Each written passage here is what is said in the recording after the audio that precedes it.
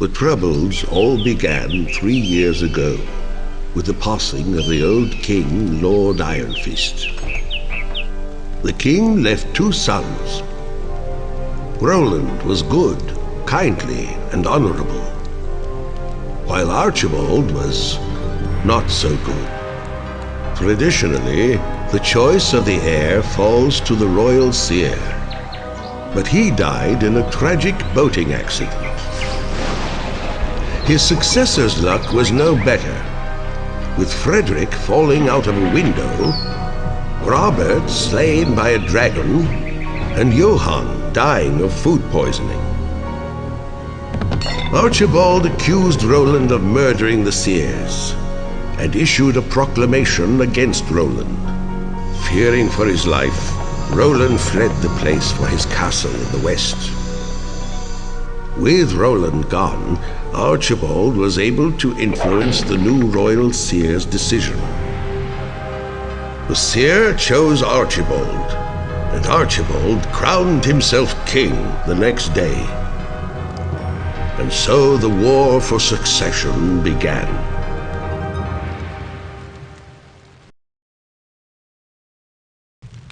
Choose your lord.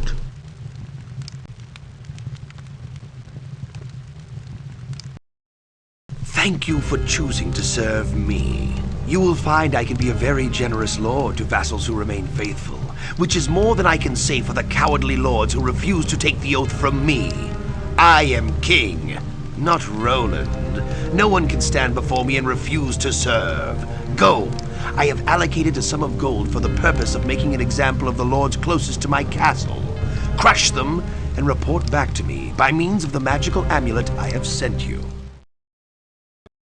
Scenario 1, First Blood. King Archibald requires you to defeat the 3 enemies in this region. They are not allied with one another, so they will spend most of their energy fighting amongst themselves. You will win when you own all of the enemy castles and there are no more heroes left to fight. We get a choice between gold and some pitiful artifacts. I take the money. We are going to need it to kickstart our economy. You face 3 opponents in this scenario. Capture their castles and their heroes to prove your worthiness to Archibald. Let's get down to business. In our morbid castle of Sandcastle, we erect a statue, perhaps a memorial of sorts. Our main hero is the lovely necromancer Celia, who apparently has a thing for golden jewelry, a few cadavers as her entourage, and haste as the only known spell. Even though our castle can only provide a measly few corpses, I am not about to let money rot. Tier 1 and 2 units, no upgrades, pathetic speed and melee only. We'll have to improvise to get by. Luckily, the resources scattered around the area, and our first order of business will be to pick them up. After scouring the area, we'll fall upon a hidden chest containing the ancient artifact Pendant of Free Will. What does it do? It makes my troops immune to hypnotize spells. Well, that's peachy, except for the fact that they are undead, so they have natural immunity to mind-affecting spells. Forget about it. Back at Sandcastle, we're about to do some charity work. Namely, I'm going to recruit Charity and send her to work on getting the nearby piles of resources picked up. And hey, unit transfer, 1 pathetic army plus day 1 recruits plus another pathetic army gives us an army that is still pathetic. We'll work on that. As you can see, we're not going south anymore, that's because we are not about to attack the dwarves. I know there's only a pack of them, which is 10 to 19, I also know they are tier 2, resist spells take forever to kill, and my army is pathetic. Instead, I sent Miss Charity west to pick up the pile of sulfur, get some crystal, and spot a pile of gold. Before we can resume our efforts, we need the turn to end. Day 2, the gold is ours. And it turns out that we can go around the dwarves. Now let's get the chest with Celia. Ooh, after scouring the area, fall upon a hidden chest containing the Fire Cloak. Halves the damage my troops take from fire, that makes sense. Okay, let's go to Sandcastle, where I would love to get some new units. To get the vampires, I'd need the mansion. For the mansion, I'd need the Thieves Guild and a pyramid. For the liches, I'd need the mausoleum, which requires the Mage Guild and a graveyard. I'll go for the Mage Guild, which gives me Bliss, Magic Arrow and Dispel Magic. The turn ends. I move Celia into Sandcastle. Get the mausoleum. And recruit 2 liches. Not a whole lot, but a huge improvement nonetheless. Okay, here's the deal. I could fight the skeletons to get some wood and a sawmill, or I could kill the dwarves. The dwarves are a lot slower and would be no match for my liches, but the skeletons actually got something of value. For now, let's switch to Charity and do some more exploring. The chest, of course, she cannot touch because that's meant for Celia, but the observatory is exactly what I need. Now let's face the skeletons.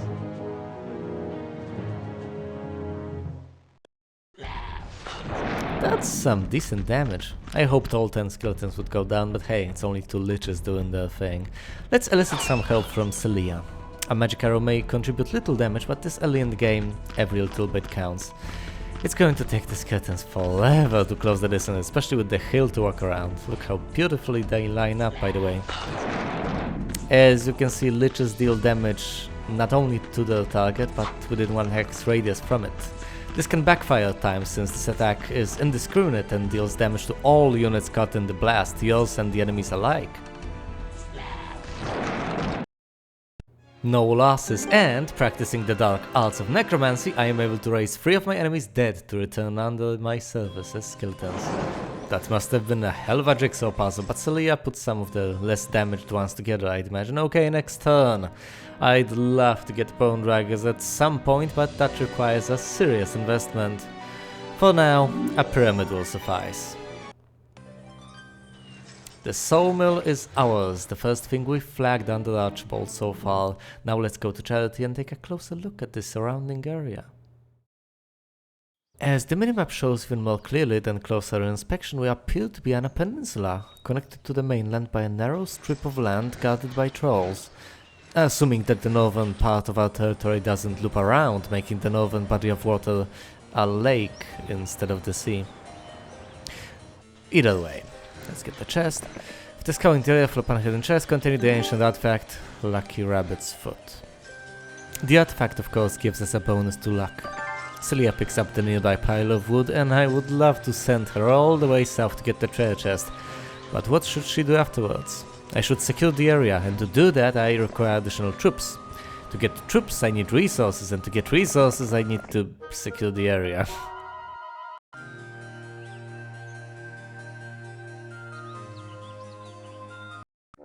Oh look, we've spotted an enemy to the east, delightful, especially considering the fact that our army isn't yet up to snuff.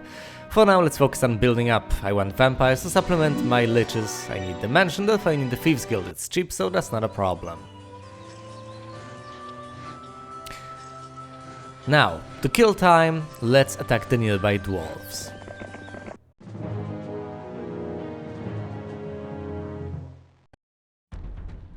Now, I know a lot of you may be concerned, since these are 12 dwarves our undead army is facing. 4 of them are even battle dwarves. Nevertheless, I assure you that the combined strength of Celia's magic and my army's might is enough to overcome this seemingly unstoppable foes. No, seriously though, the dwarves are badass, you can't underestimate them. Ever.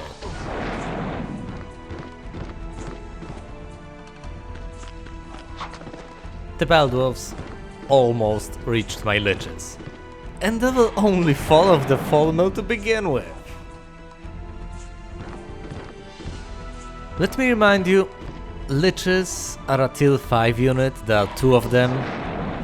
They are attacking tier 2 dwarves in stacks of 4. The dwarves are still alive and kicking. No, that's not absurd. That's dwarves.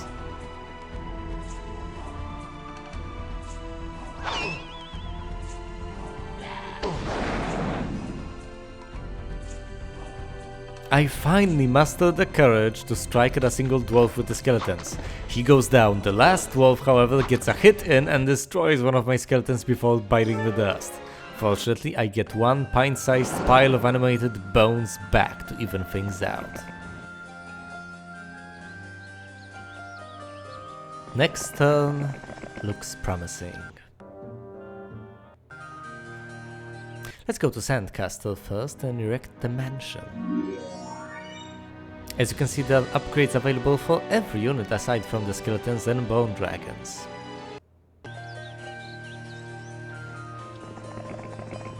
We flag the ore mine.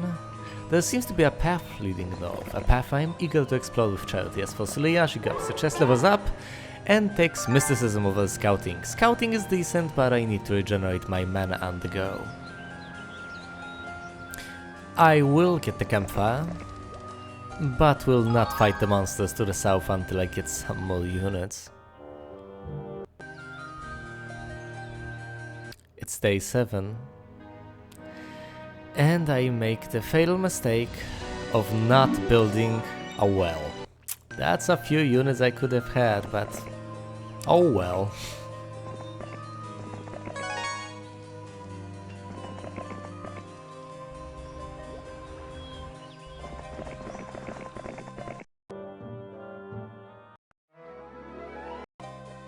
On a positive note, I will have access to upgraded units faster. Then I upgrade the pyramid, realize I hardly have any gold left, and spot the well not being built. What was I supposed to do, start over? Overall, it's not that much of a big deal.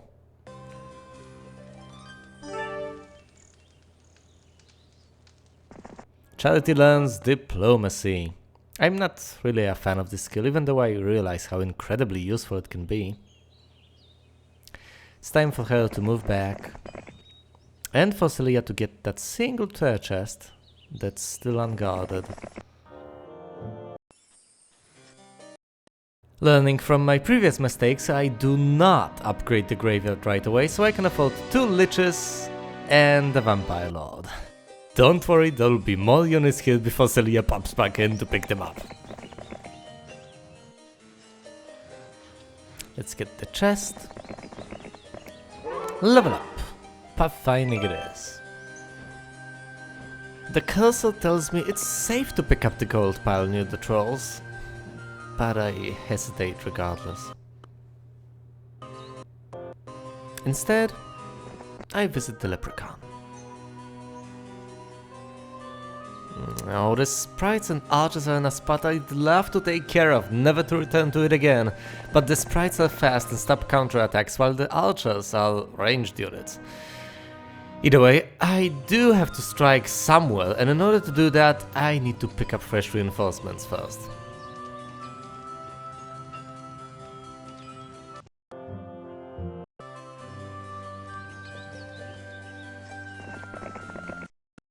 Well, on second thought, they don't appear so fresh, especially as zombies are pretty much falling apart.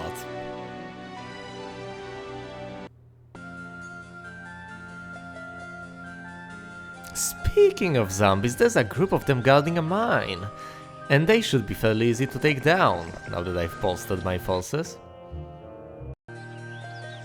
Oh, and to prove that I take care of my castle well, I take care of the castle well.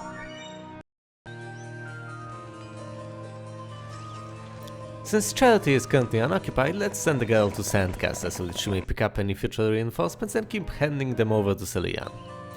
It may be an unrewarding task, but someone has to do it. Besides, this gives her a chance to hang out at our castle so she may rest up a little bit. As for the zombies, this should be a trivial battle. The shambling corpses are too slow and weak to do anything.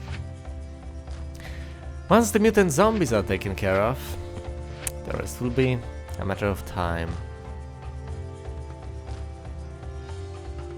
To make the job of my vampire lords easier, I down another mutant zombie with my magic arrow.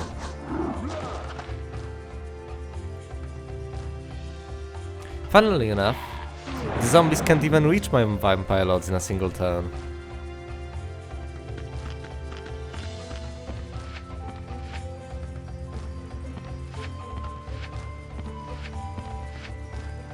They also can't counterattack the vampire lord's strikes.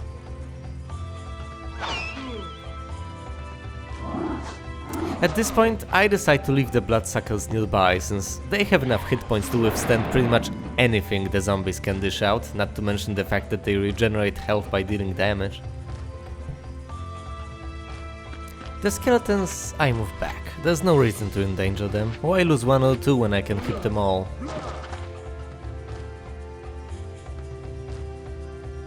In the long run, I guess such a loss would hardly matter, but it's still nice not to lose any of my troops in a given encounter.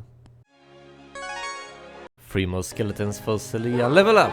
Wisdom or Mysticism Advanced? Let's go with Wisdom. We flag the mine, and that's all we can do this turn. Okay, it's day 6, let's go to Sandcastle and get skulls for the skull pile!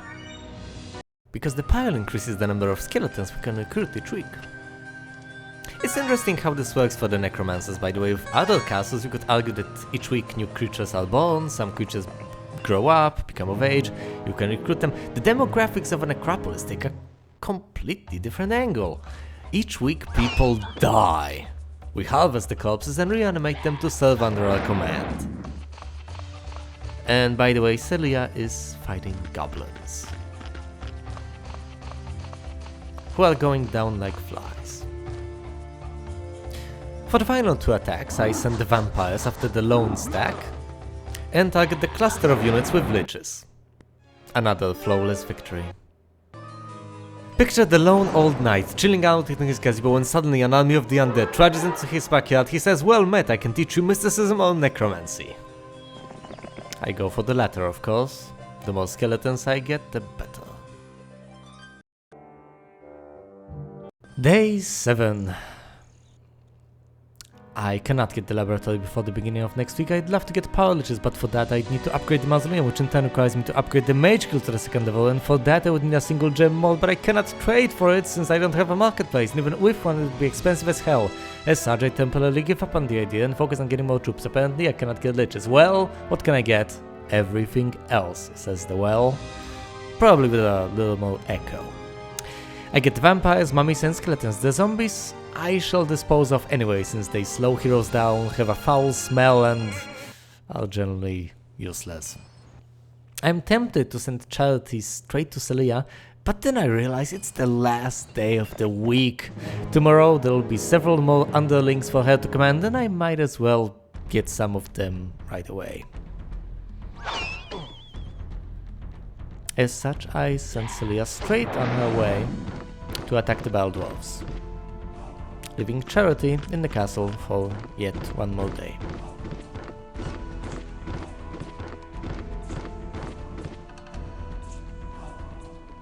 The Baldwars have lined up perfectly.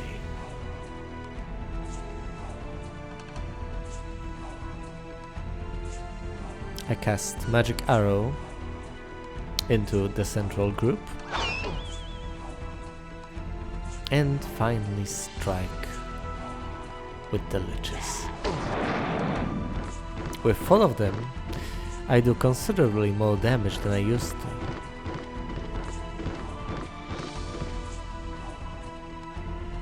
The lone group I can pick off with the vampire lords, and the remaining ones go down thanks to the liches. 2 more skeletons, another battle won with no casualties on my side. +1 to spell power will make my magic arrow even stronger than it already is.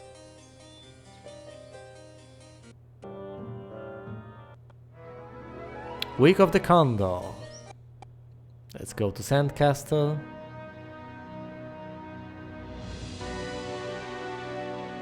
Not upgrade the graveyard.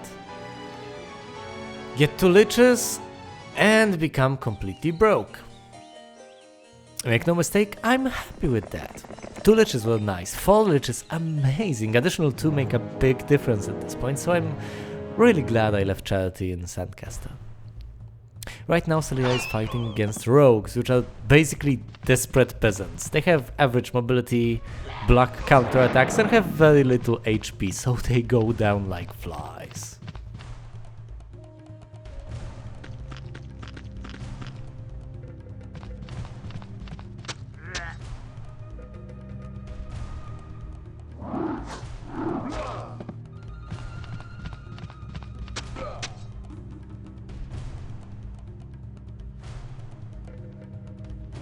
After death, however, they can redeem themselves by serving in my army of the undead.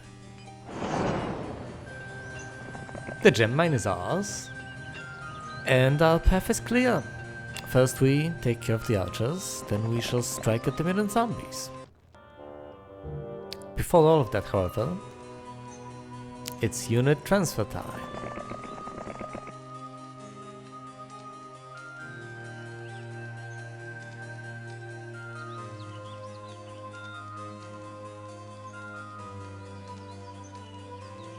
Now that we're done, let's finally attack.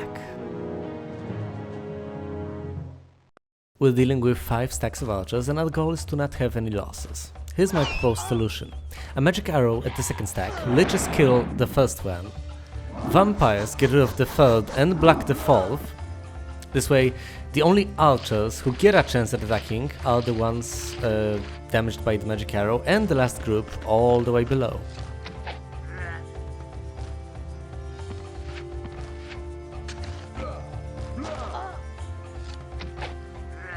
They did not manage to take down even a single lich, and there'll not be a second chance for that. The 5th stack goes down to my liches, the second one gets killed by the vampires, and the mummies get the final kill. It's over, 6 skeletons gained, a crystal mine under my banner.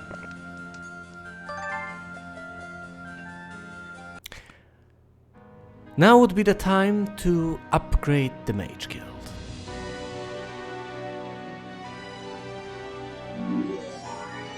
We get Dragon Slayer, View Artifacts and Steelskin. I'm really happy to have Steelskin at my disposal. I am also not going to cast it even a single time during this mission. But that's just how things are sometimes. In recognition of Charity's outstanding performance, I present her with the Pendant of Free Will. Afterwards, sending her to visit the Leprechaun. Knowing that I have unrecruited units left at Sandcast, I immediately proceed to do so only to stop undead in my tracks after realizing that the upgrade to the mausoleum is close at hand and I don't want to have liches sitting idly in the castle waiting to get upgraded. It would have been justifiable were they to immediately bolster the main army, but that is not the case here. In the meantime, I attack the mutant zombies. Since they aren't as pathetically slow as the unupgraded counterparts, I arrange my units in a defensive formation, relying only on magic and ranged attacks to fend the Walking Dead off.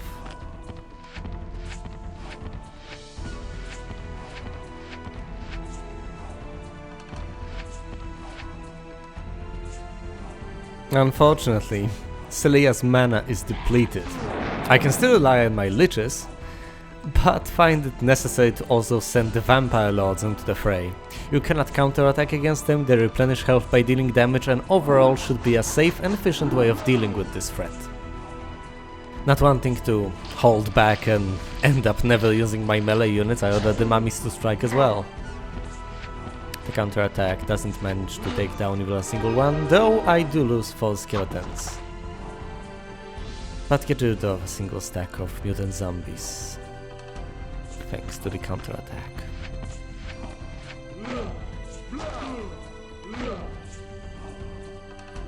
The vampires are taking quite a beating, but are still hanging in there. Unfortunately, I cannot use my liches without dealing friendly fire. The only way to circumvent this is to pull back with both the vampires and the mummies, which is exactly what I decide to do.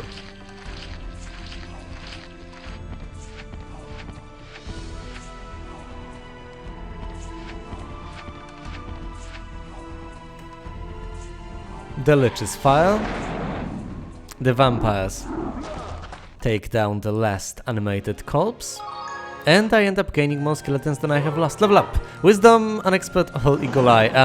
I'll take wisdom. And I'll level up mysticism and advanced or necromancy and expert. I'll take necromancy. Having mana is fun, but getting skeletons stacks up over time. I cannot afford to upgrade the mausoleum, but can the graveyard. I know that I'm not really using the zombies right now, but it's only 1,000 of gold and they can come in handy later on, say to bolster the defending forces while Celia is away. You could argue that since I don't need that right now, I might hold it off until the threat becomes real. On the other hand, I still have a moat and 2 turrets to build, specifically in case of emergency. Either way, I get more gold from the campfire, And the very next turn I upgrade the mausoleum, so everything is fine. And I'm not about to attack the liches to the north, so I go back to Sandcastle with Celia. Now let's get a first glimpse at our enemies. Dimitri commands a handful of archers, some sprites and many peasants, unimpressive force. Maximus controls a handful of swordsmen and pikemen alongside sprites and peasants, perhaps even more pathetic set of units. In other words, we are safe. I gathered nearby gold and we'll soon finish up cleansing our lovely peninsula. Afterwards we can get rid of the trolls and move out.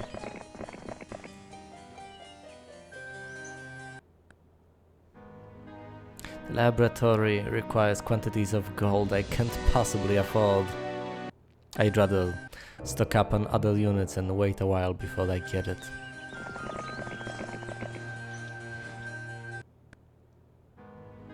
I'll recruit some now. End the turn. Enter Sandcastle. I can't afford to upgrade the liches. I'd rather trade my resources away.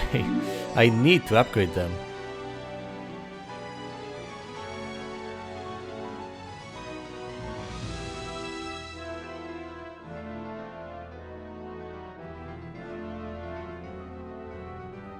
Trading wood and all alone allowed me to perform the upgrade, but many more units remain unrecruited. I am tempted to trade even more, but in the end I decide to get some skeletons, end the turn, regain mana points and spend the gold I will receive tomorrow. It's a new week, which means even more units. I get a single power lich and some skeletons. I neither want to wait any longer nor trade any more resources. I reassess all the places I could strike. There are sprites and archers to the south, orcs to the east, elves to the north of them, liches to the northeast, and veteran pikemen up north close to our castle. In the end I decide to flag the alchemist lab first, so Celia is southbound. Charity, predictably enough, enters Sandcastle in order to deliver another batch of reinforcements.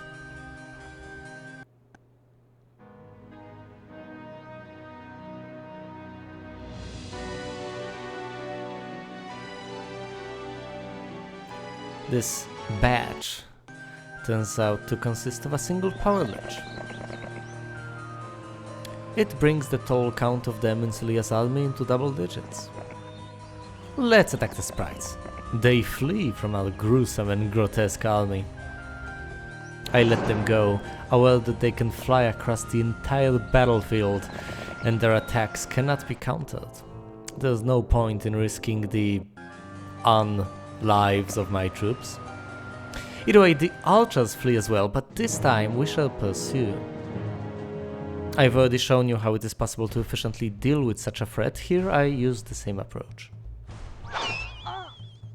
A magic arrow to one stack, power liches take care of another one, vampires get rid of the third and block a fourth, and now all we have to worry about is the single archer left in the bottom stack and the 7 archers still untouched. They will not be able to kill a power lich, and are thus doomed to join the fallen brethren in not only doing no harm to, but actually bolstering my forces in the end.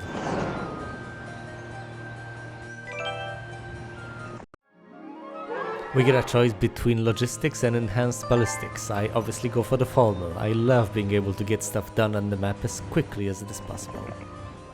Yeah, tomorrow is the day Celia gets more units. You know how I know, guys? Because it's day 3, and day 3 is the day I send Charity to Sandcastle. Day 1 is the day population or dwellings increases, but day 3 is the day I send Charity for reinforcements, because everything is just right, conditions are perfect. Not many buildings left to buy. Conditions are perfect.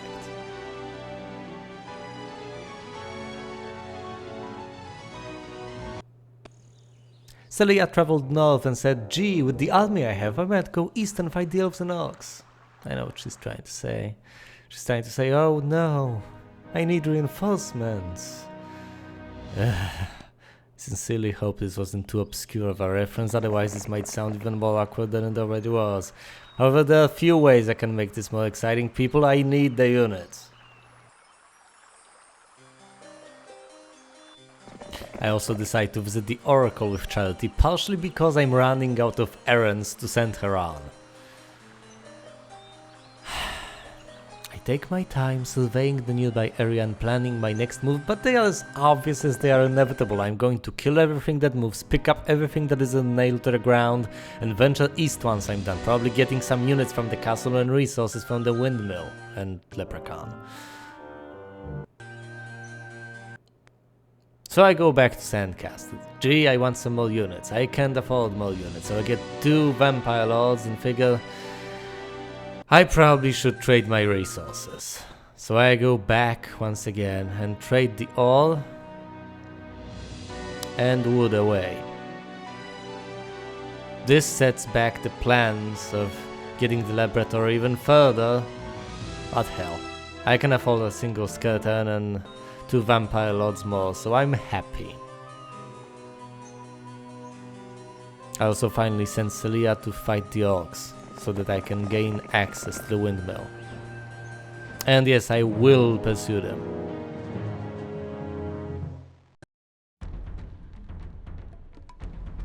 The orcs are ranged, tier 2, Barbarian's Castle, going to die.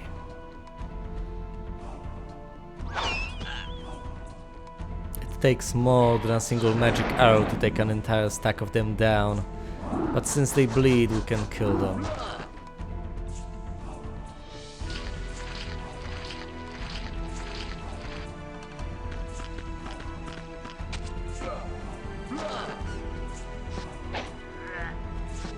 Two bolts have just been fired at our power liches. The liches are not amused. They aren't even angry. They can't be since they're undead. They are, however, efficient and merciless. The Windmill Keeper hands us over 2 batches of sulfur, shaking profusely and ending every sentence with "please don't kill me." Since he is useful to me, I let him live for now. Nestled among the trees sits a blind sea. After explaining the intents, Virginia activates his crystal ball, allowing you to see the strengths and weaknesses of your opponents. I have the least resources available. Any StarCraft fans out there will recognize this as a good thing. Once I point out that I also have the best income, this means that I keep spending what I get. I also have the most powerful army. In other words, I could probably charge and end the mission with what I have, but, as a wise man once said, when you're ahead, get more ahead. The fact that I still cannot afford all the units is worrisome, but I can alleviate this by conquering the gold mine to the north. It is guarded by liches, however, so I am going to need a decently sized force to secure that area. The Leprechaun gives me more gold, an excellent turn of events.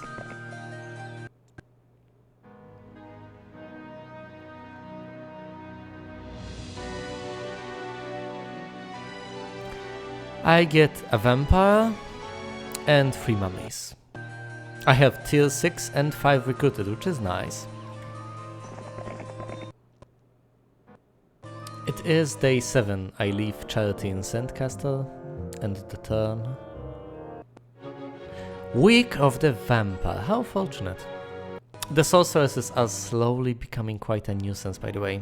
They took my treasure chest to the east and are dangerously close to our quaint little peninsula. Fortunately, I plan on moving out very soon. This, however, puts even more of a strain on my resources. I need as many units as I can get as soon as it is possible. As such, I trade away pretty much everything, to a degree.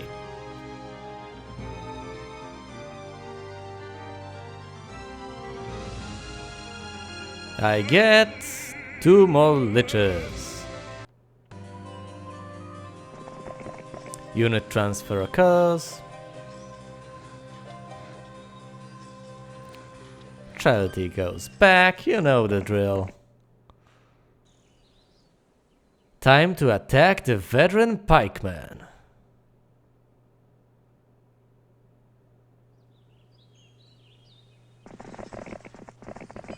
They lash out against me being tier 3 and plentiful.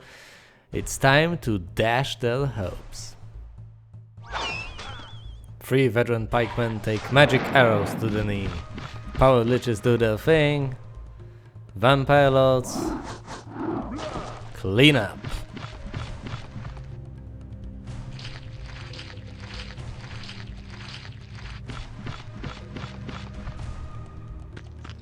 The skeletons strike. 3 skeletons get slain.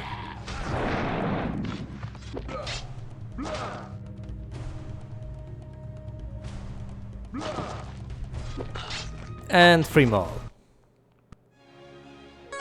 I get 13 back. Sounds like a decent trade. I know I could have probably saved every single unit. Give me a break. I did okay. Ah, delicious God damn it. Medal of Distinction. It increases morale. Of course, it doesn't affect undead units since their morale is always neutral. That's okay. Disappointments are a part of life and a part of unlife, apparently. 1 more Power Lich. And Cold Ray. That's actually useful. It's a direct damage spell, tier 2. No more magic arrows for me, I guess. My new spell is a lot cooler. Before I strike at the liches, wiping them off the map and gaining access to an auxiliary source of precious gold. I do intend on getting even more units to do my bidding. Trading resources is by this point second nature to me. It's almost mesmerizing how the slider moves precisely 4 times to the right, stopping briefly and resuming with another resource, like the Sisyphus of resource management.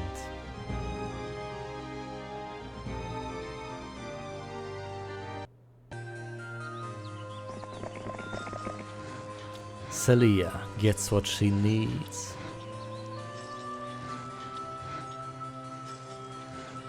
Charity receives what she deserves. Now we shall head north to the gold mine I have coveted for so long. It shall finally be mine, and with it and the income it provides, my undead forces shall sweep through the land, descend upon the living, drench the soil in the blood of all who oppose me. But first of all, let's focus on the battle at hand. As you can see, I'm trying out my latest addition to the spellbook, Cold Ray. The Power Liches annihilate the second stack. The third one does not take down anything. The fourth gets struck down by the Vampire Lords. The fifth falls to a counterattack. The last one left standing bites the dust, thanks to our lovely undead ranged units. No losses incurred. The gold mine claimed. The elves are my next target. Charity takes care of all the necessities of running our campaign. She visits the leprechaun, the windmill, swings back and forth between Sandcaster and Celia with the reinforcements. She's the unsung hero of this mission. Even though it's Celia who gets all the glory of leading an undead army and shrouding the world in darkness, death and despair, without Charity's help, she would hardly be as successful as she is now.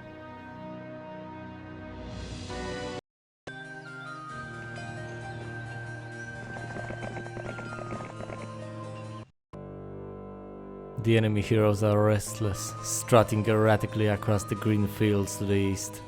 It'll not be long before the cold hand of death reaches them and their armies get embraced into mine through the arcane chants and rituals of necromancy.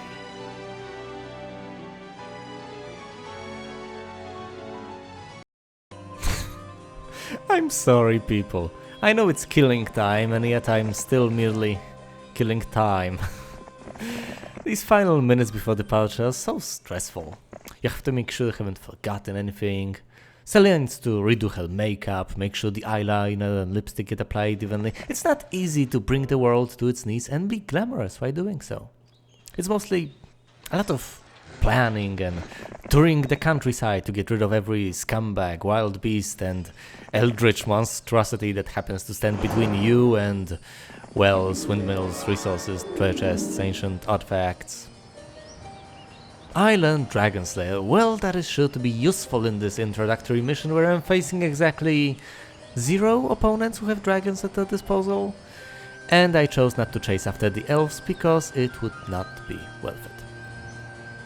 Also, as you have clearly seen on the screen a mere moment ago, the area is finally clear. The only reason I still linger is because I want that last bit of juicy reinforcements that Charity can bring to me from Sandcastle.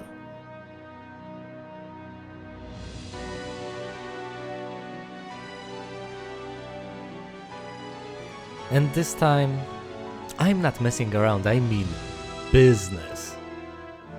I trade away everything that is not gold for everything that is gold.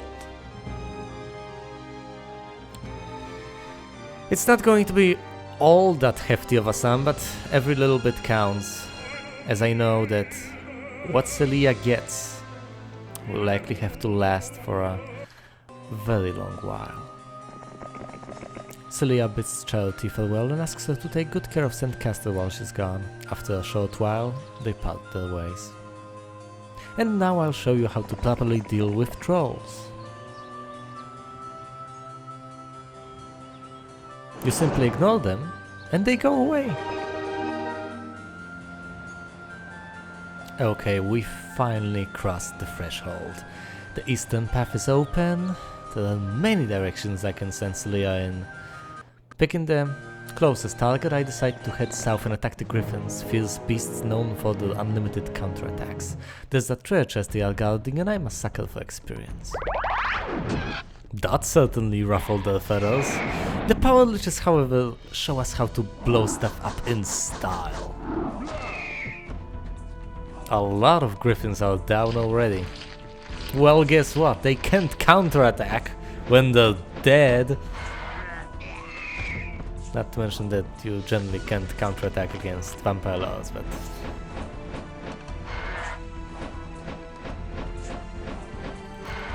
Anyway, all the Power Liches are still not dead. Since I want to keep it this way, I decide against attacking with them and call down a Cold Ray instead.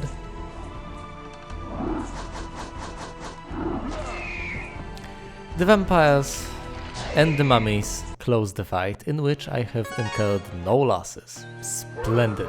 Mr. Simon advanced or diplomacy, I take the former. I'm quite fond of my magic. A sip from the well regenerates my mana points back to their maximum. Another juicy target are the Orc Chiefs guarding 3 treasure chests.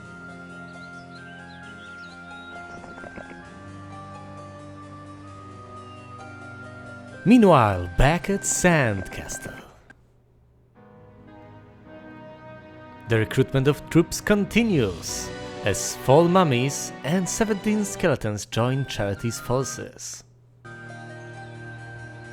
Time to slaughter the orcs wish to join me.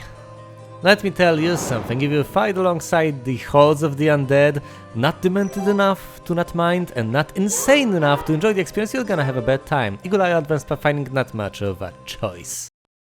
Back at our lovely castle, we get the last few skeletons, and I marvel at how much I'm broke.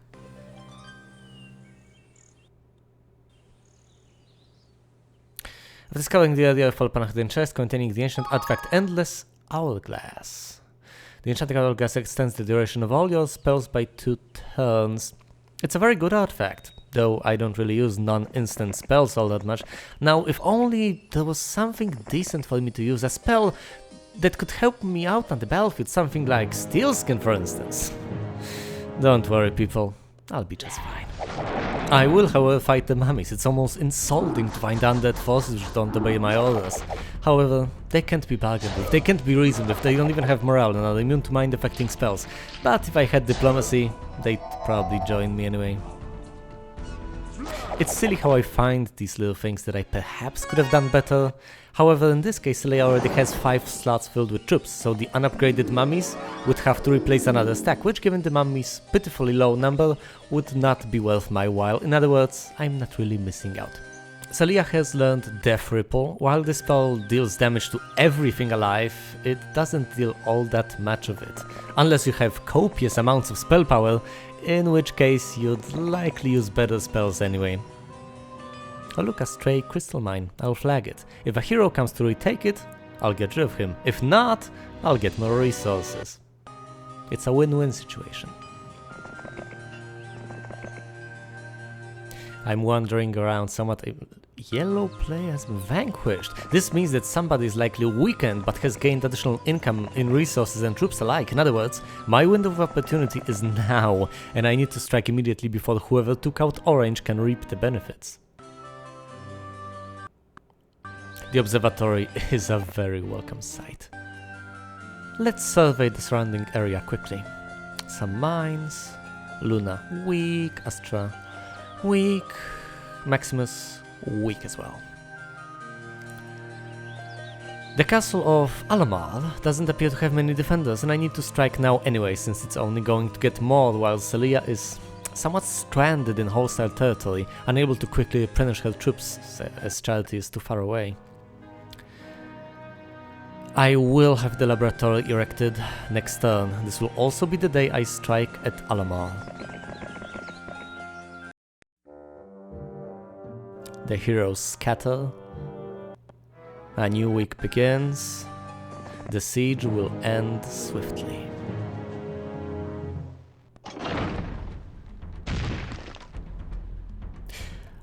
Let's cast Death Ripple just so you guys can see it. Let's also kill 2 of our orcs. I never liked them anyway.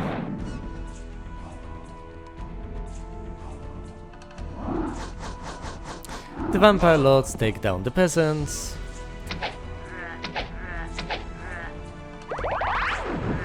Two power liches unfortunately fall to Coldray. Take the last rock out in a counterattack. The golems fall. 99 skeletons gained. Alamar is a very well developed castle. It only lacks a few structures to have everything. I don't intend on building or recruiting anything here since I have my own castle to take care of first.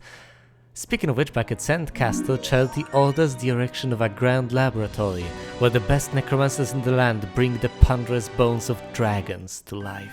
A single bone dragon is already at my disposal, though I do not move out to reinforce quite yet. At the very least, I still need this week's batch of reinforcements to make the trip worthwhile. Sellia, on the other hand, must move quickly. The enemy heroes are relentless. If they are not all destroyed, it will be civil war without end. Let's first strike at the weaklings to the north, that will catch them off balance.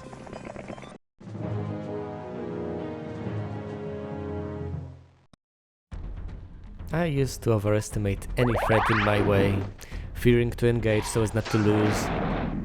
When faced with it directly and forcibly, such as when repelling a siege, the reality was always more manageable. With time this is less and less of an issue to me, though I guess it illustrates a more universal truth.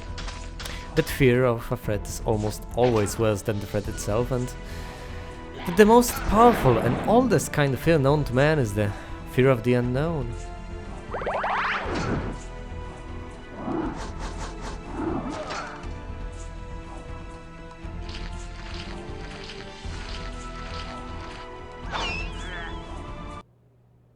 Speaking of fear, Maximus has fled. I still receive some experience and skeletons though. Look at this mess. The minimap is littered with mines that need to be flagged, but also gazebos that need to be visited, not to mention the castles and heroes lying beyond the fog of war, all of which need to yield to my master. To solve this conundrum, I employ the usual solution. I get another hero, called Darlana. I have 3 heroes now, all of them necromancers, all of them women. Each with her own preference when it comes to having lots of jewelry. Let's send Darlana to flag the sawmill and the old pit. We visit the pretty gazebo. Level up estates or ballistics. You know, knocking down walls is fun, but getting more gold every day is practical. Besides, I can upgrade ballistics later on if need be. Back at Sandcastle, I become really eager to give Celia her first bone dragon, and as such I'm making the final preparations before leaving. It's day 3 now. I trade away all my resources and get what I can.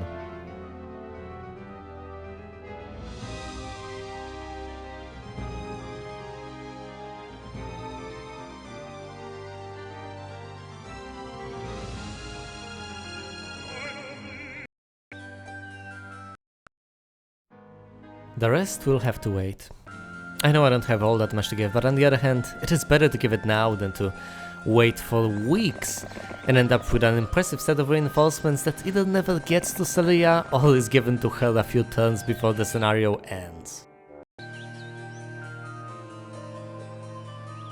Sir Gallant puts me in a bind. On one hand, I don't want to lose my newly acquired castle, on the other, I don't want to turn around. Hell, even if I do so, I won't be able to get there in time. Let's go to Alamal and recruit what we can, so as not to let it fall to the enemy hands. Rocks and halflings are a good start. But I can't afford too many golems.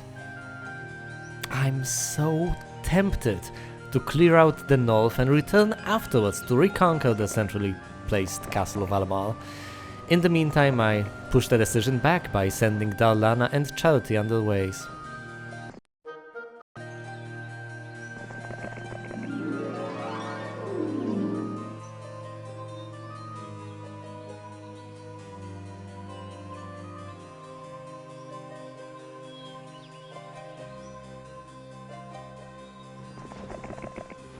Finally, I give up and turn around. I kinda like the additional income, and securing this place is as easy as recruiting units a few weeks straight. I'll explore the north a few turns later. Of course, I end up 1 movement point short of catching Sir Gallant before he can attack Alamal. On a positive note, since Celia turned back, Charity will be able to catch up to her somewhere near the castle. Darlana, in the meantime, continues exploring the eastern regions. Level up! Eagle Eye or Diplomacy? Hell, let's take Eagle Eye. It's not like anything is going to surrender to her anytime soon. Stop cringing, people, Eagle Eye is not an STD. I move Celia closer to her prey and enter Alamal to place the final defenses. I recruit Mandigal the Wizard to lead the Alamarian armies in a desperate attempt at defending their home.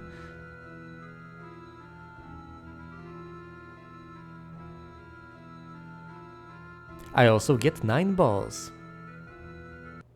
Let the siege commence, or in layman's terms, come at me, bro.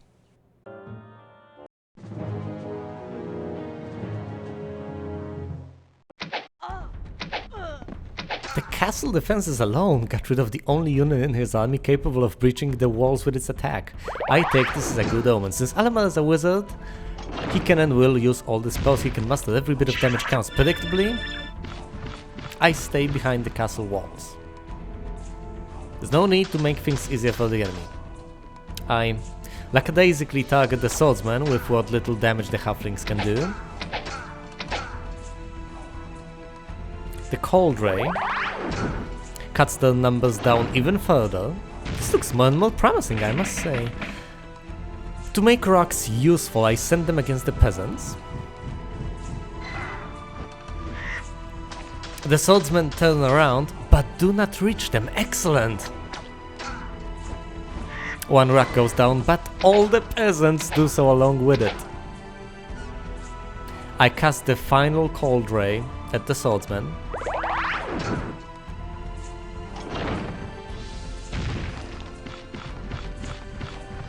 And move the rocks back to the safety of castle walls once they finally can do so. There's a single segment of the castle walls that allows entry inside, but it is very far away, so we are safe for now.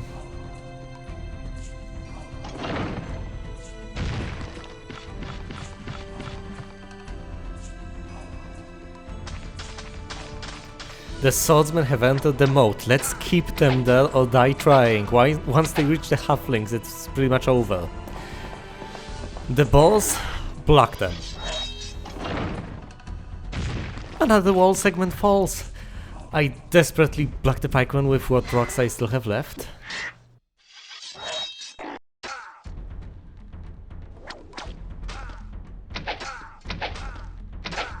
Single swordsman and 2 pikemen left. Our army is minuscule, but this much it can take.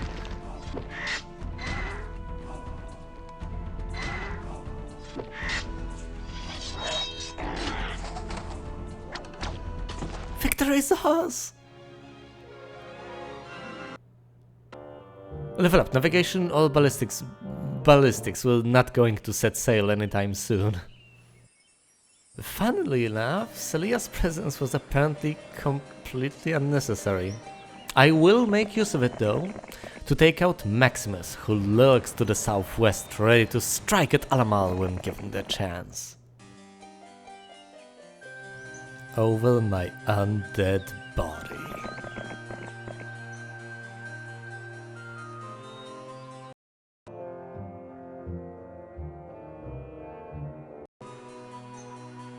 Ooh. It would be lovely to be admitted to the Xanadu, but I need to have a high enough level. 12 should be enough. The battle admits you to see the master of the house. He trains you in the 4 skills a hero should know. Yes! This keeps getting better and better. Maximus led me all the way back to his castle, which I shall assault the very next turn. Let's send Charity to check the skill the witch hat gives. Mysticism, not bad. Darlana shall continue her quest of flagging mines and exploring around.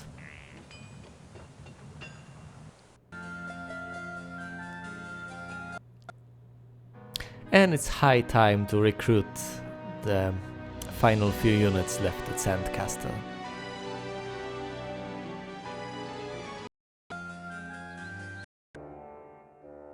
Apparently there's a hero headed straight for my necropolis. I need to get back there as soon as I can, but not before I conquer this castle.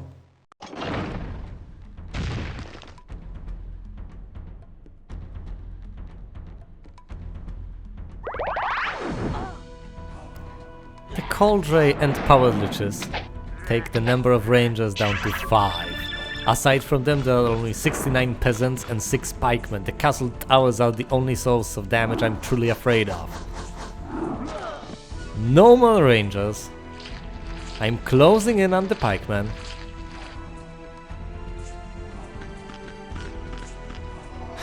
Damn those orcs. Fine. The pikemen go down to the liches. Peasants die to vampires.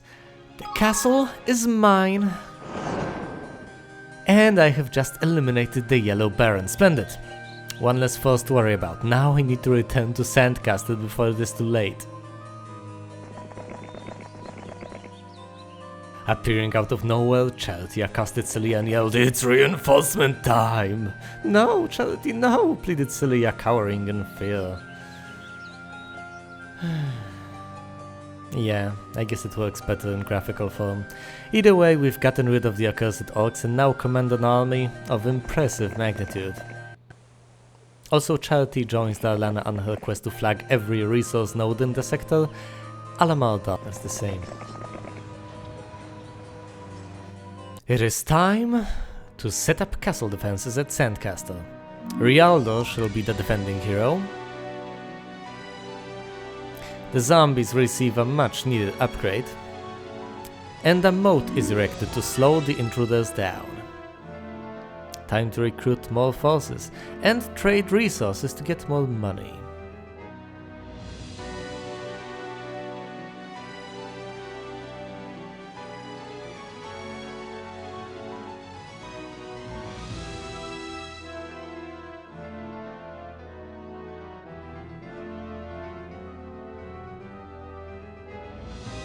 Notice how I leave some all so that I will be able to afford the turrets later on.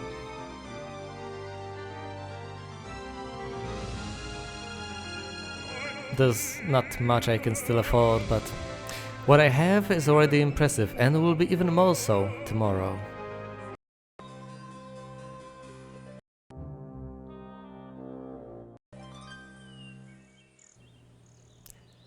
Falagar's army may be unimpressive overall, but he poses a significant threat to Darlana, whom I send back immediately. Mandigol flags the alchemist shop and heads straight back to Alamar to make preparations for yet another possible siege. He's good at fending them off. My priority is still Sandcaster though. It is the castle which provides reinforcements for my main army and I cannot afford to lose them or it. A turret is built. Some more units recruited.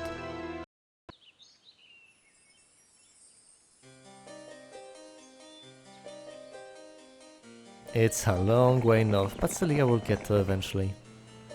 As time goes by, I only grow stronger, with 3 castles under my control and most of the mines flagged.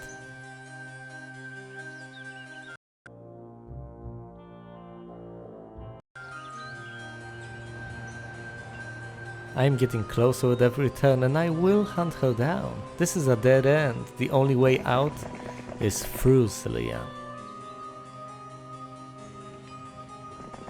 Another sulfur mine at my disposal. Level up wisdom or ballistics? Let's take wisdom.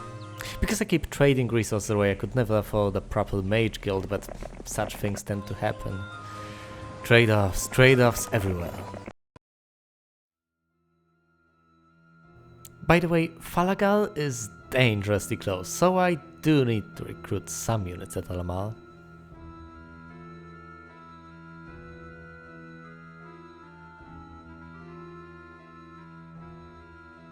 How close is he, exactly? Too close, too close! Time to trade resources.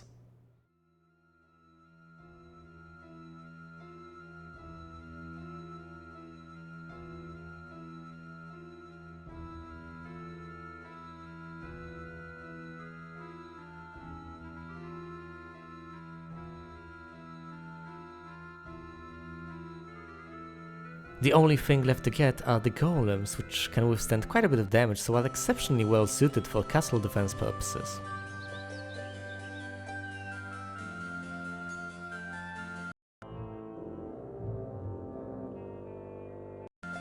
Both castles are still standing, neither Astra nor Falagar are taking the initiative, they merely meander about without much of an apparent goal. Since Celia went all the way back here, I might as well give her some new troops. Let's get all the vampire lords and royal mummies I have left and set out to transfer them.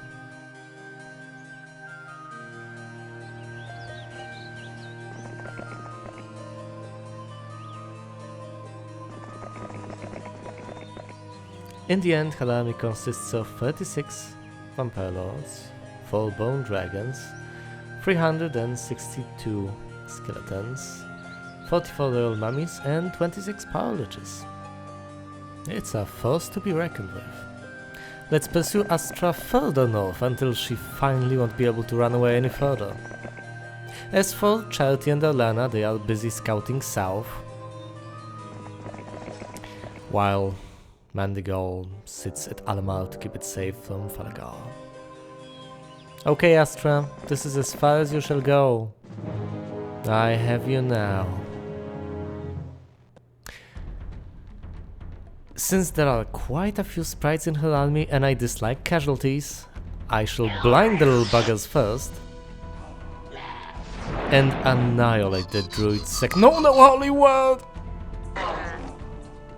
Okay, that was more flashy than harmful. The vampires will strike at the elves.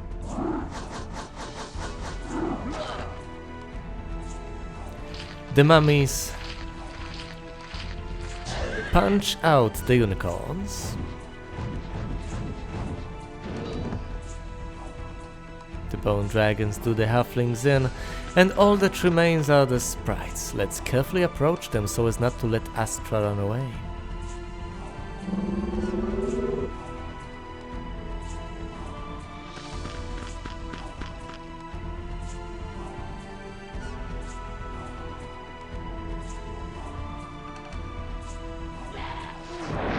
They go down to a single shot of the Parliches.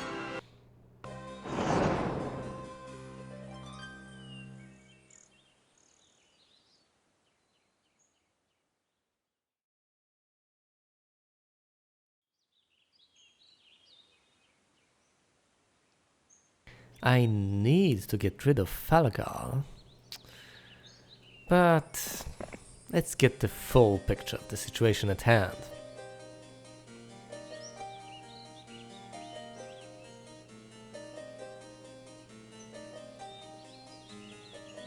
He's the only hero in sight, and he's prancing about the northern regions. As for the south... Oh wow, Eagle Eye. Way to go, Charity. As for the south, I'm fairly certain we are safe and there are neither heroes nor castles there, though I will check for stray artifacts and unflagged mines.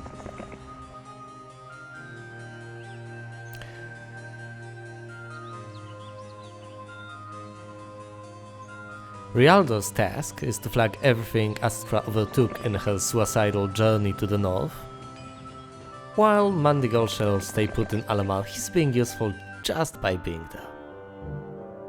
Well, well, if it isn't another green hero up north. Karlon shall be the next victim of our living dead.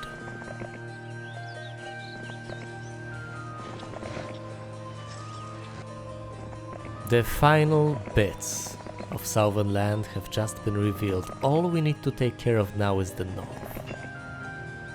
The gem mine has been retaken. The gold mine will soon follow. Karlon moved closer to Celia like a moth to a flame. There's hardly anything left for Charity and Darlana to accomplish, though an artifact a bit north has caught my eye and shall thus be claimed in my name. For Darlana, I have a crystal mine and alchemist shop to flag. Rialdo retakes the gold mine and learns diplomacy.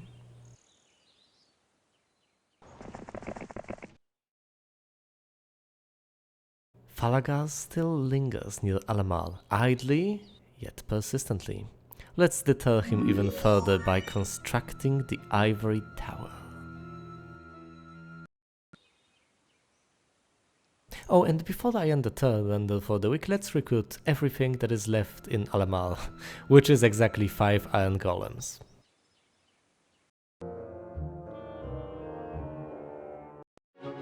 It's the week of the troll. Karlon is very close, but not close enough. Let's send everyone under errands. Charity to get the artifact. Darlana to flag the mines. Rialdo to visit the leprechaun. And now we can switch to Mandigal, the administrator of Alamar, in order to upgrade the ivory tower and, subsequently, train the mages to become archmages. Look at the moon-covered pajamas, aren't they adorable? Let's also get the halflings, balls and some rocks. Oh, out of curiosity, what is that third castle even called? Night Shadow, that's one impressive name.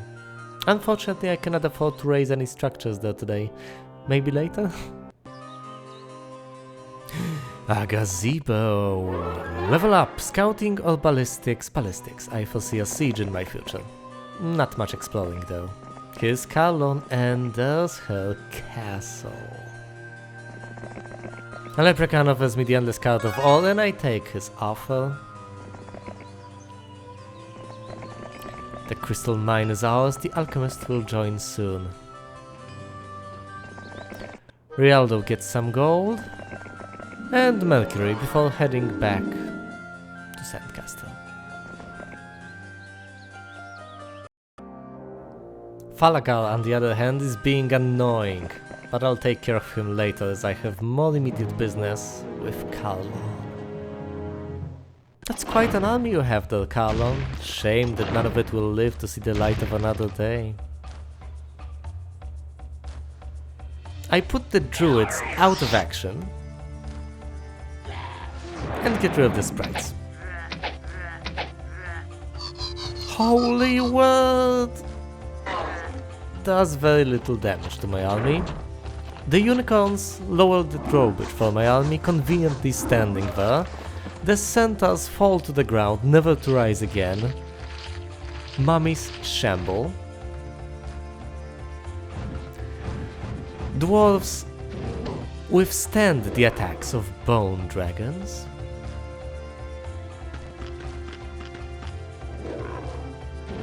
But finally succumb to the overwhelming force. The unicorns die, and the druids fall last. I have taken control over the castle of Brindamore. That's a nice fancy name for a sorceress's castle. I built a marketplace just in case I will need to trade resources in the future. On the other hand, my income should be through the roof right now.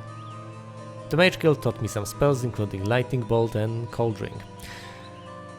Let me get my bearings. Falagal is here, threatening to strike down Darlana. I cannot allow that. She has been a faithful servant of mine for many turns. I reroute Charity to Sandcaster's vicinity, flag the Alchemist shop and hide in a corner with Darlana, and finally move on to Mandigal, which gives me an idea. I get the remaining 3 rocks.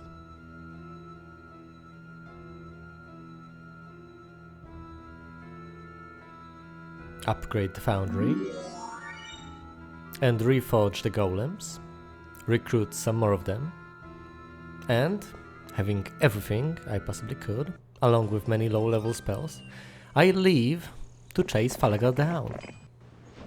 As for Rialdo, I send him to Sandcaster. Recruit nothing since I'm broke. Falagal turns around, more interested in Alamar than ending Darlana's life, or unlife. Celia is on her way and we'll catch him soon enough. I move Charity.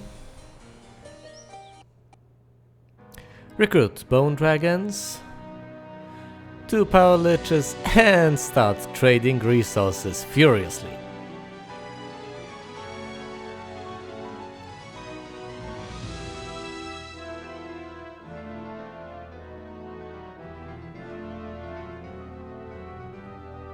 Get the remaining liches, vampires, skeletons, and mummies.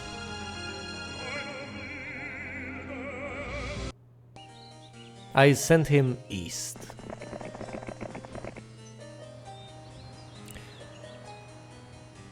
Move Charity even further east. Take the opportunity to run away with Darlana. And finally, move back to Alamar with Mandigal. If you want the castle, you're gonna have to lay siege to it first, Falagal. Falagal doesn't appear interested.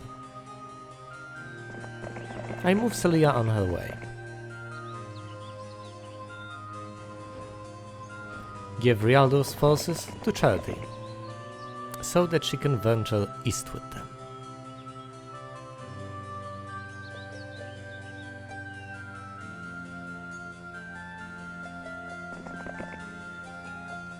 Move Charity to Darlana. Move Darlana a bit further. And this is the point when I thought, screw this meticulously set up conga line of reinforcements, let's attack Falagal with Mandigal, what on earth do I have to lose? I cast Cold Ray on the Gargoyles. The bad news is it only took down 2 of them. The good news is it took down half of them. My forces get cursed. I retaliate immediately by not caring in the slightest. The Gargoyles do 3 points of damage and go down. Half the druids perish thanks to the Archmages, no losses so far on my side. Oh, I lose a single ball. Rocks eliminate the remaining pair of druids. Halflings slay the unicorn. Marginal losses, a sweet victory. Level up. Logistics or Mysticism Logistics. Green player has been vanquished. Excellent work, my good general. I think we've made an impression, don't you? The lords nearest us will certainly profess loyalty, although the more distant ones still waver. I think, however, we will require a second demonstration. In the frozen waste to the north of us, the Krashaw region, are a number of barbarian tribes that my father did not bother to conquer. These barbarians can be powerful if organized, but fortunately, they never managed it. I'm sending you there to conquer and unify them. They will make excellent foot soldiers in our efforts to put down my brother's rebellion.